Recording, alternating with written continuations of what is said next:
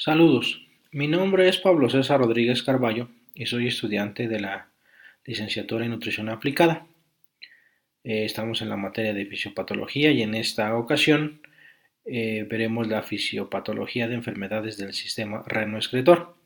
En este momento 2 hablaremos de las nefropatías crónicas. Así que empecemos. ¿Qué son? Primero vamos a definir las nefropatías crónicas. Son enfermedades acompañadas de anomalías de la función renal y deterioro progresivo de la tasa de filtración glomerular. El término crónico indica que es un daño irreversible. ¿Sí? Esto implica que pues vamos empeorando cada vez más y que ya no nos podremos recuperar como en la enfermedad renal aguda, que sí hay recuperación, en este caso no hay recuperación. ¿Qué es la clasificación KDOQI? Presenta los diferentes estadios de esta. Es la clasificación aceptada para definir la gravedad de las nefropatías crónicas.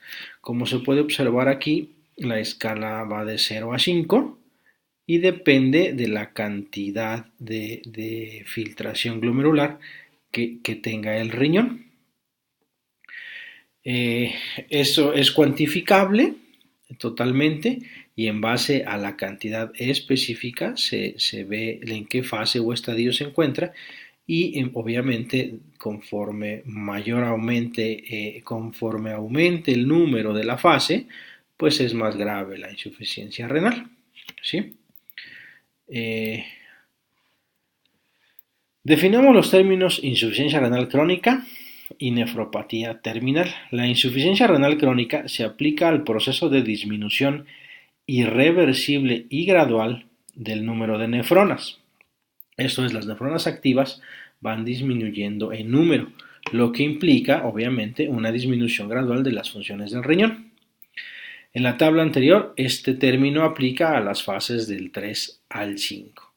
La nefropatía terminal es un término aplicado a la fase específicamente 5, donde las toxinas, líquidos y electrolitos de los riñones normalmente se mantienen en el organismo. Esto es, lo que el riñón tendría que desechar, ya no lo hace, se tiene en el organismo, no pueden ser excretados y provoca el síndrome urémico que inevitablemente lleva a la muerte.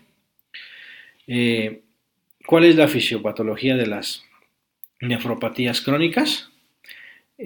Los dos mecanismos lesivos, o sea, dañinos. El primero es un mecanismo desencadenante que son específicos de la causa principal y el daño directo a las nefronas que ocasiona, como complejos inmunitarios, mediadores de inflamación o exposiciones a toxinas. Esto es, el daño específico a las nefronas. Las elimina y ya no pueden trabajar.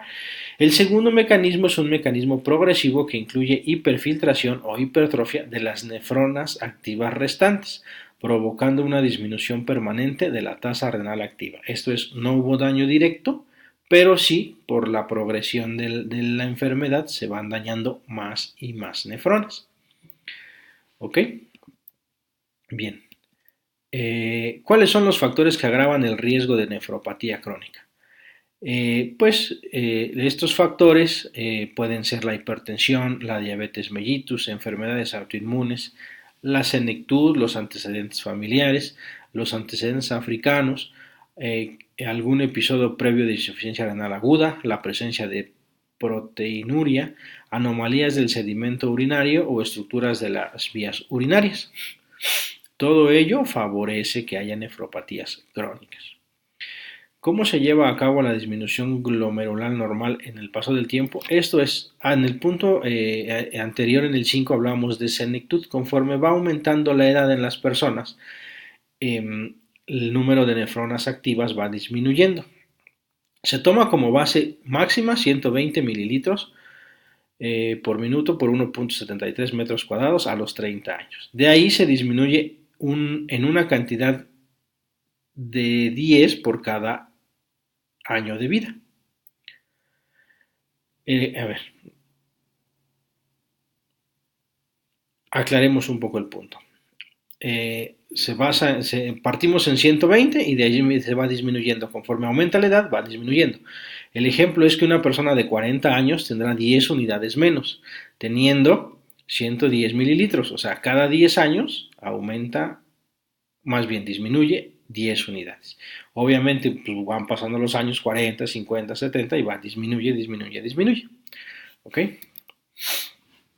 Esto es por el simple hecho de la edad. ¿Cuáles son las dos ecuaciones que se usan para cuantificar la tasa de filtración glomerular?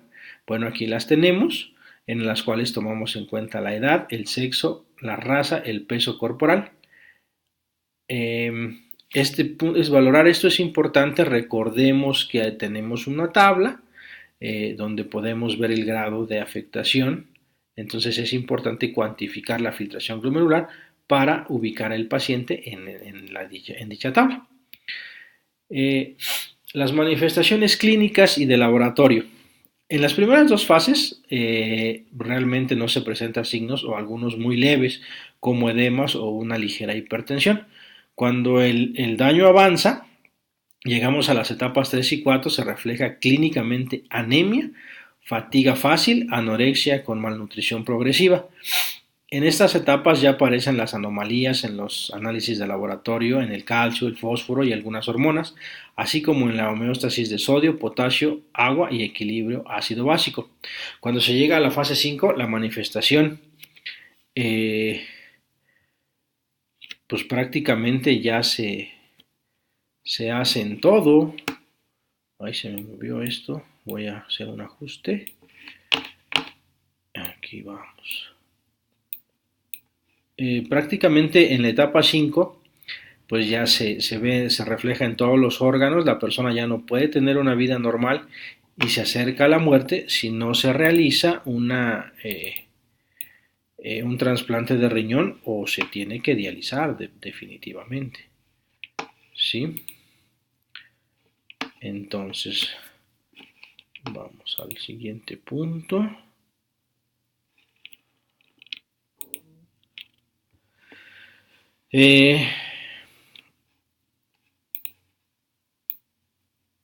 Ajustemos un poquito. Las 5 causas principales de nefropatía crónica: glomerulopatía diabética, glomerulonefritis, nefropatía hipertensiva, poliquistosis renal autosómica dominante y otras nefropatías quísticas o tubulointersticiales.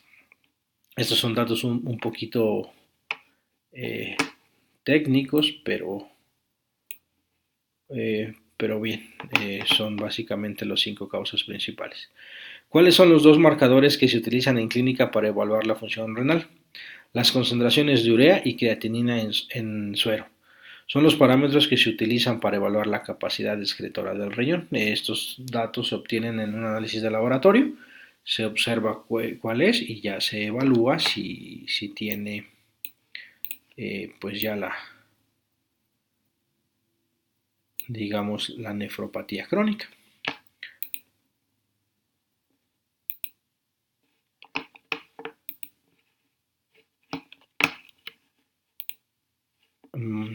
Vayamos a la última pregunta de esta sección. ¿Cuáles son los 3 aspectos fisiopatológicos del síndrome urémico, que es la complicación final de la nefropatía? El primero de los efectos son consecuencias de acumulación de toxinas, incluyendo productos del metabolismo de proteínas, afectando también el metabolismo de todos los macronutrientes, lo que nos lleva a un estado de desnutrición. El segundo efecto fisiopatológico es consecuencia de la desaparición de otras funciones renales como homeostasis de líquidos, electrolitos y regulación hormonal, lo que provoca anormalmente tóxico de algunos metales o acumulación de líquidos. El tercer efecto fisiopatológico es la inflamación sistémica progresiva y su afectación vascular. En realidad aquí pues ya es un paciente que está muy mal, que ya tiene que estar en hospital pues para su tratamiento, ¿no? Y aquí, como se mencionaba antes, se busca o un donante de riñón o de plano hay que dializarlo. Por último tomaremos las referencias que son el libro de Harrison, Los principios de medicina interna, y el libro de Wheaton and Hall, el Tratado de Fisiología Médica. Estos libros nos han apoyado mucho a todos estos tecnicismos. Gracias y saludos otra vez.